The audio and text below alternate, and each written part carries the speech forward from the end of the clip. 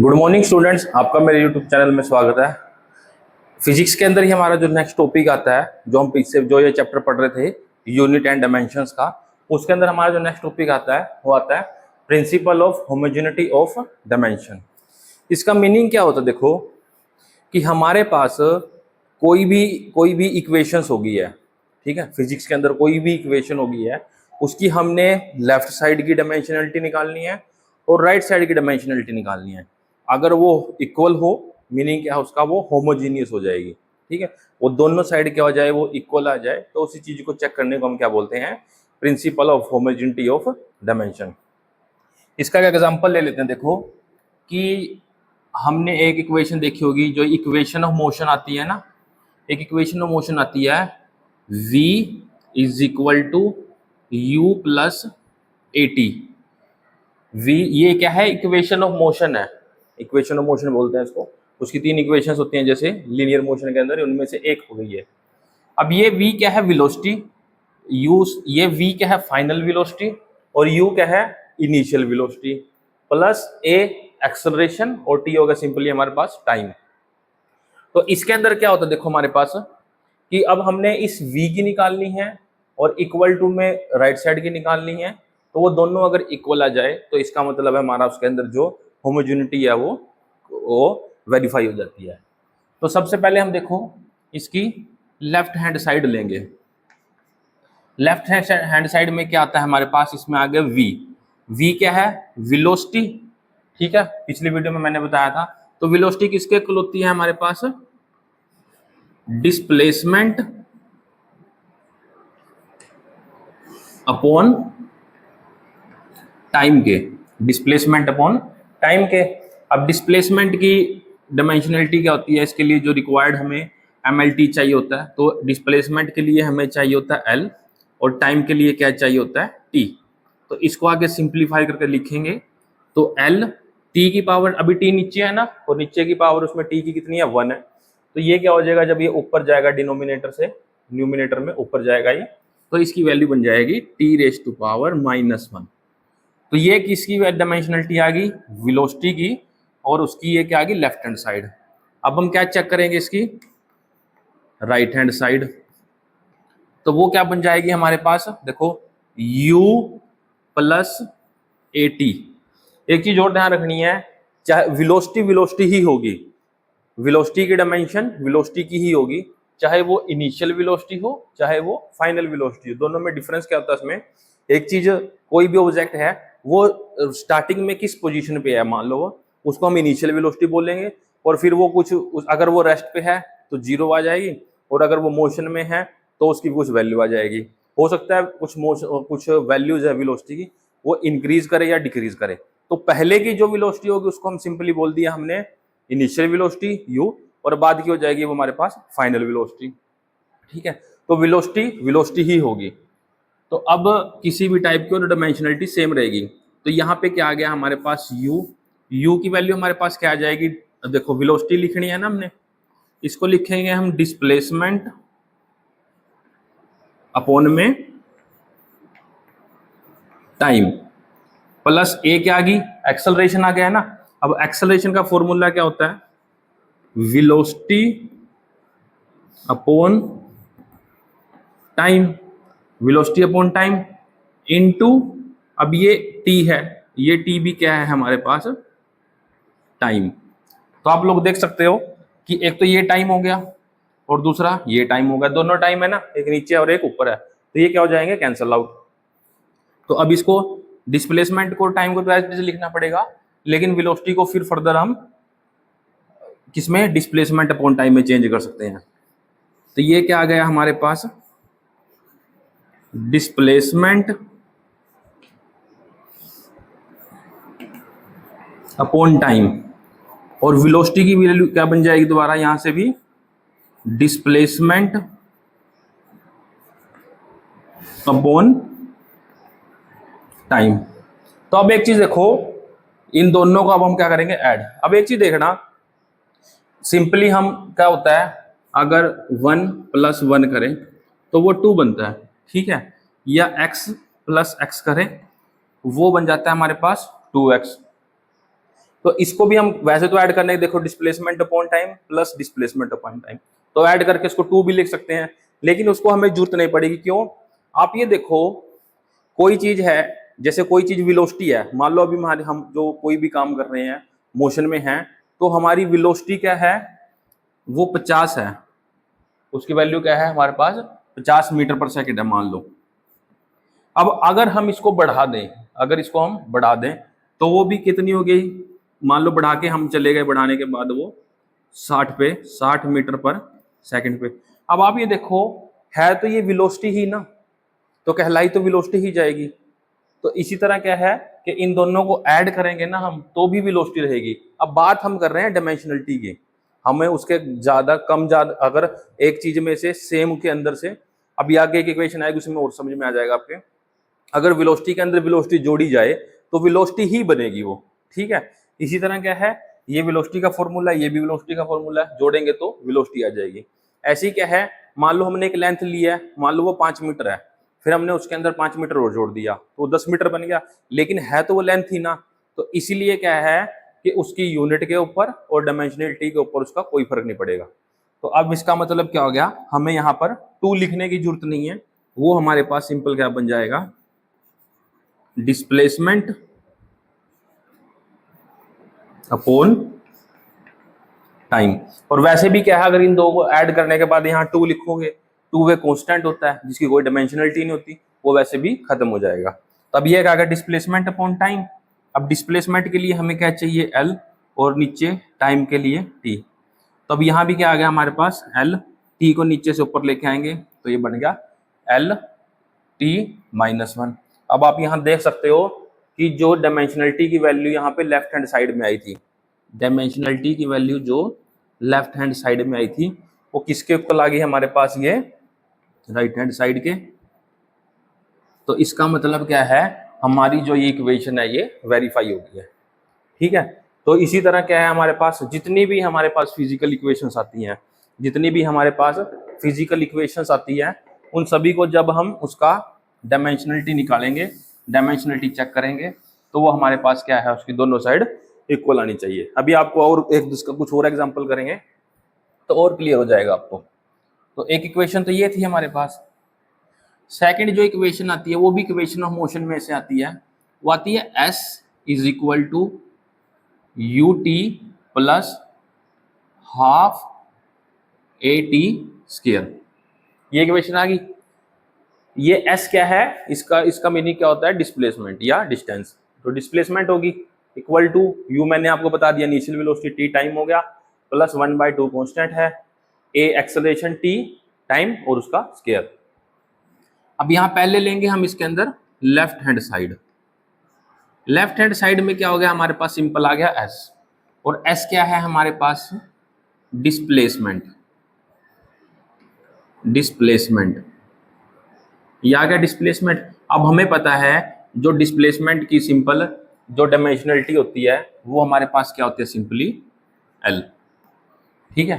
तो ये हमारे पास क्या आ गई, लेफ्ट हैंड साइड, किसके लिए, इस इक्वेशन के लिए डायमेंशनलिटी में।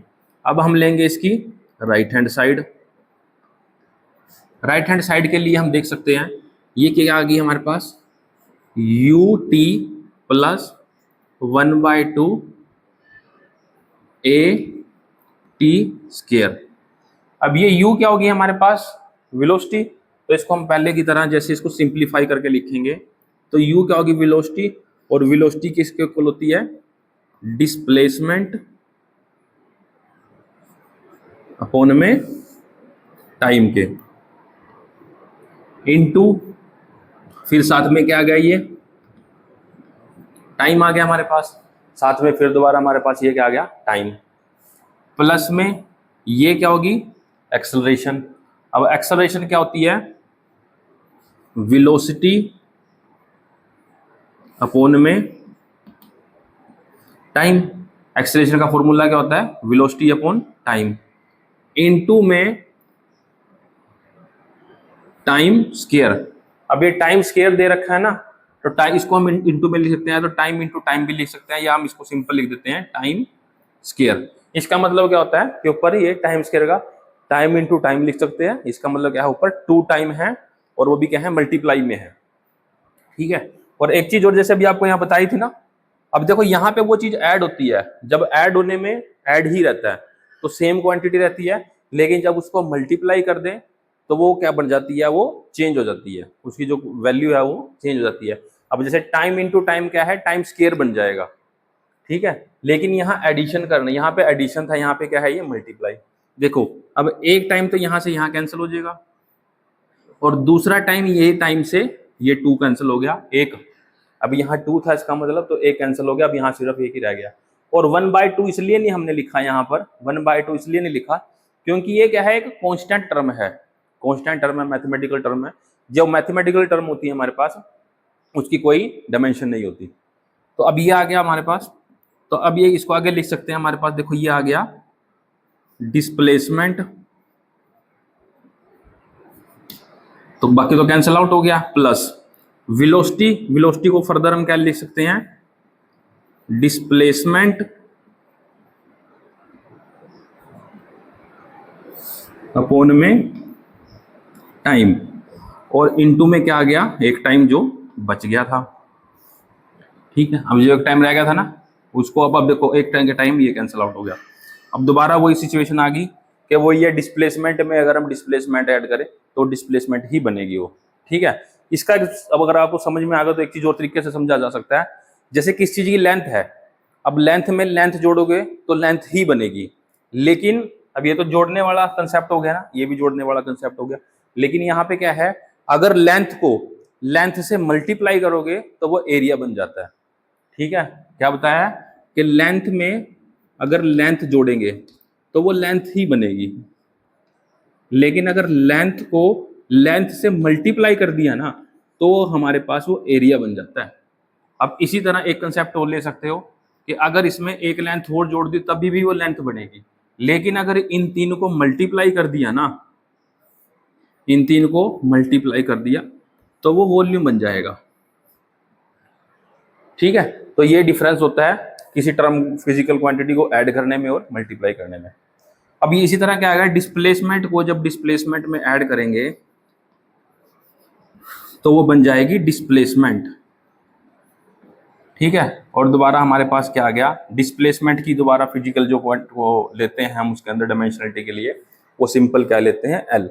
अब ये क्या आ गया हमारे पास, राइट हैंड साइड के इक्वल आ गया, तो इसका मीनिंग क्या है हमारे पास, जो लेफ्ट हैंड साइड है वो इक्वल टू होगी राइट हैंड साइड के।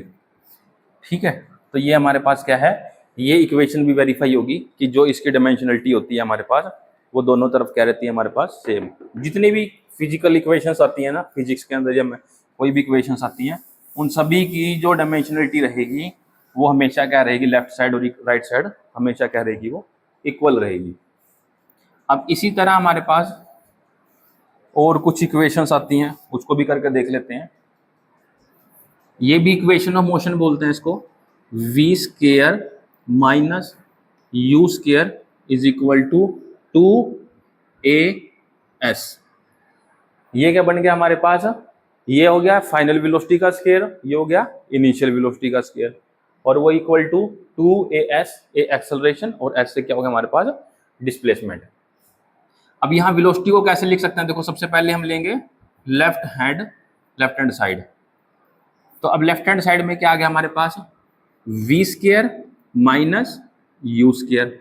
अब v वेलोसिटी है ना ये, अब इसको कैसे लिख सकते हैं हम, इसको कैसे लिख सकते हैं कि डिस्प्लेसमेंट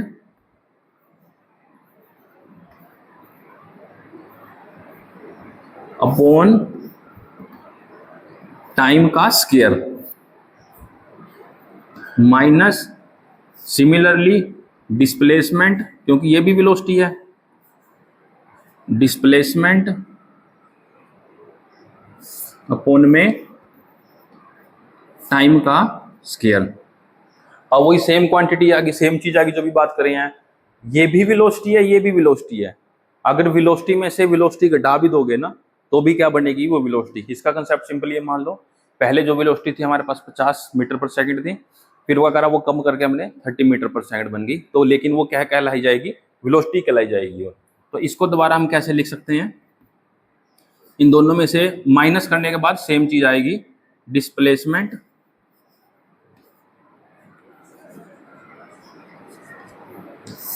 अपॉन में टाइम, और इसका क्या आ जाएगा, ये ऊपर कंप्लीट का स्केयर आ जाएगा। ठीक है, अब ये देखो यहाँ पे इसका स्केयर करने के बाद कंप्लीट का डिस्प्लेसमेंट के लिए एक एल चाहिए होता है हमें, हम यहाँ इसको यहीं पे लिख लेते हैं एल, अपोन में टी चाहिए, और इसका क्या आ जाएगा हमारे पास स्केयर, क्योंकि इसके लिए क्या है हमारे पास अभी 2 में आ जाएगा। अब देखो एल का स्केयर, ऊपर क्या बन गया हमारे पास एल स्केयर, और नीचे बन जाएगा हमारे पास इसके अंदर ये टी स्केयर, और जब इसको फर्दर सिंप्लीफाई करेंगे तो L2 टी की पावर नीचे माइनस और +2 है ना, तो ऊपर जाके बन जाएगी -2। ठीक है, ये आ गई। अब इसी तरह हम इसके अंदर लेंगे राइट हैंड साइड, इसको राइट हैंड साइड को हम यहाँ इधर लिख लेते हैं। अब इसके अंदर बन जाएगी हमारे पास राइट हैंड साइड, क्या लिख सकते हैं हम 2AS। तो ये 2AS का मतलब क्या होगा, देखो 2 का तो हमें आगे जाके पता है कि ये डायमेंशनलेस है, इसकी कोई डायमेंशनलिटी नहीं है, तो उसको हम ऐसे कैंसिल आउट कर सकते हैं, तो लिखने की जरूरत नहीं है। अब ए क्या होगी हमारे पास एक्सेलरेशन। अब एक्सेलरेशन का फॉर्मूला क्या होता है हमारे पास, वेलोसिटी अपॉन में टाइम, और इनटू में ए कैसा आ गया, ये क्या बन गया हमारे पास डिस्प्लेसमेंट। ठीक है, अब ये टाइम नहीं हो रहा, ज्यादा सिंप्लीफाई हो सकता है और डिस्प्लेसमेंट, तो अब हम क्या कर सकते हैं, सिर्फ वेलोसिटी को चेंज। हम दोबारा वेलोसिटी को जब चेंज करेंगे तो वेलोसिटी क्या बन गई हमारे पास, डिस्प्लेसमेंट अपॉन टाइम इनटू में, अच्छा डिस्प्ले वेलोसिटी क्या बनेगी, डिस्प्लेसमेंट अपॉन टाइम, और एक टाइम इसके अंदर क्या था ऑलरेडी था, और साथ में क्या आ गया एक डिस्प्लेसमेंट और आ गई।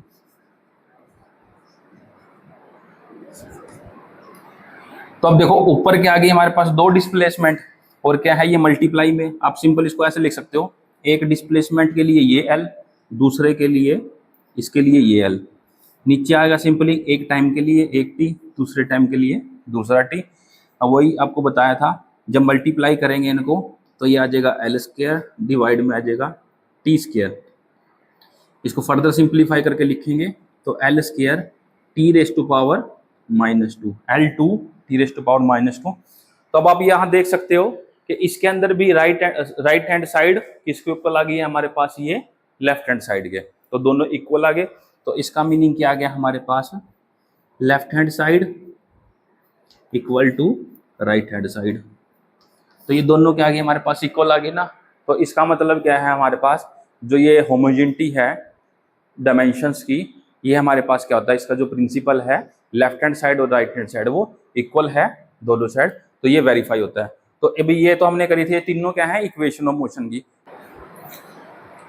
तो नेक्स्ट जो हमारे पास एक क्वेश्चन और आता है डायमेंशनलिटी के अंदर, देखो वो क्या आता है कि कई बार पेपर में क्या आता है कि ना, देखो जो काइनेटिक एनर्जी है और एक हमारे पास क्या है पोटेंशियल एनर्जी, दोनों क्या है एनर्जी है, तो क्या उन दोनों की डायमेंशनलिटी इक्वल आती है।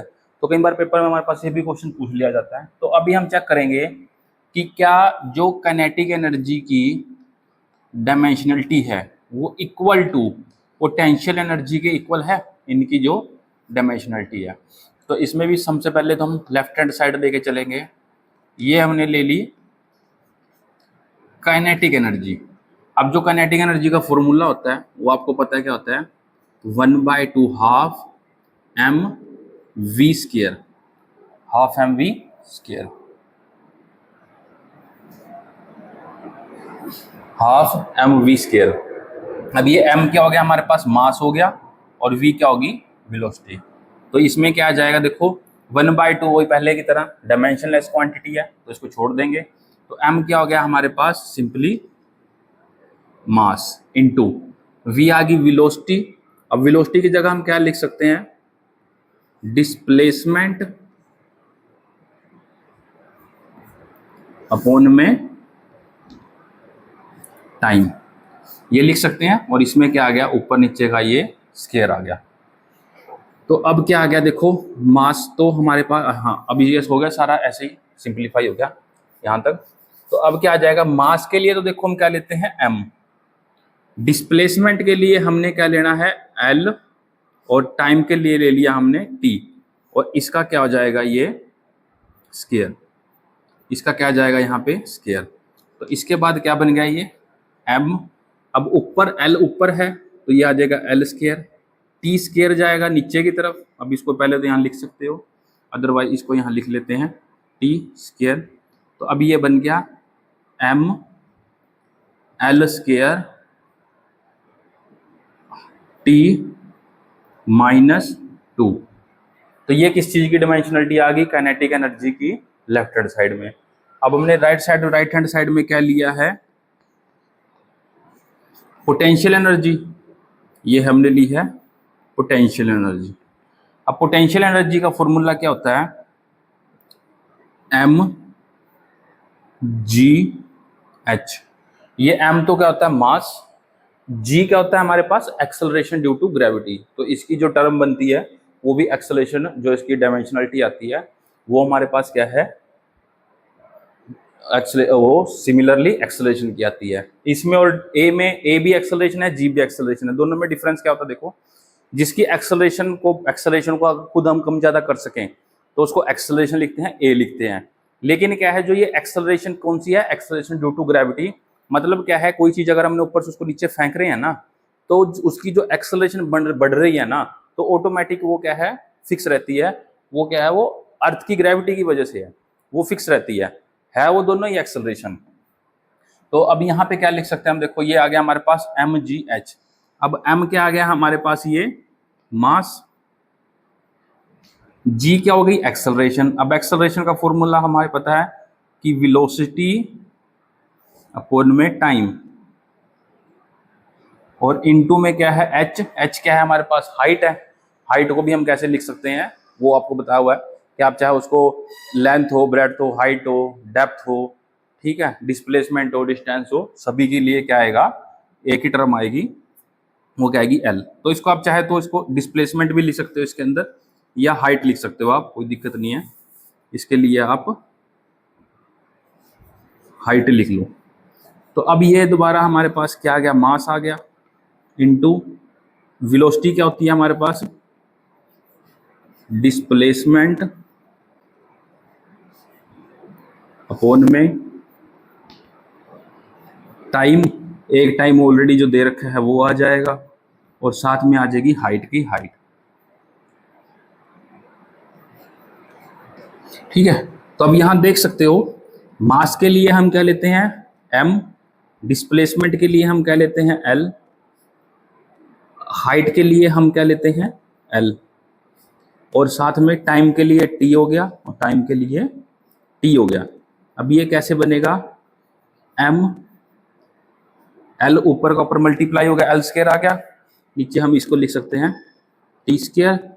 फर्दर ये क्या बन जाएगा m l की पावर 2 t की पावर -2, क्योंकि हम इसको क्या करा है नीचे से ऊपर लेके आए हैं।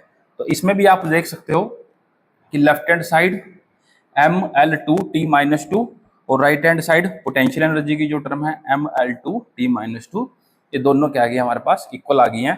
तो इसका मीनिंग क्या हो गया हमारे पास, इसको लिख सकते हैं left hand side is equal to right hand side, और या इसको सिंपली क्या मीनिंग बन गया इसका, कि जो काइनेटिक एनर्जी की डायमेंशनलिटी आई है वो किसके बराबर आ गई हमारे पास, पोटेंशियल एनर्जी की।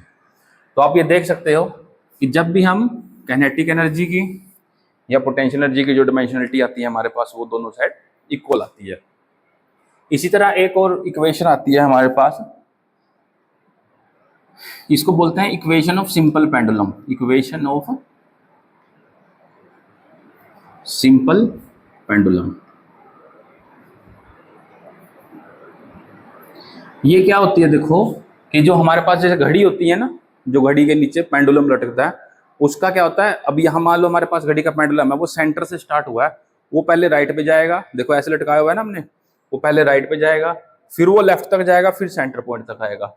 जहां से वो स्टार्ट हुआ है वहां तक वापस आने में जितना उसको टाइम लगता है उसको बोलते हैं उसका टाइम पीरियड।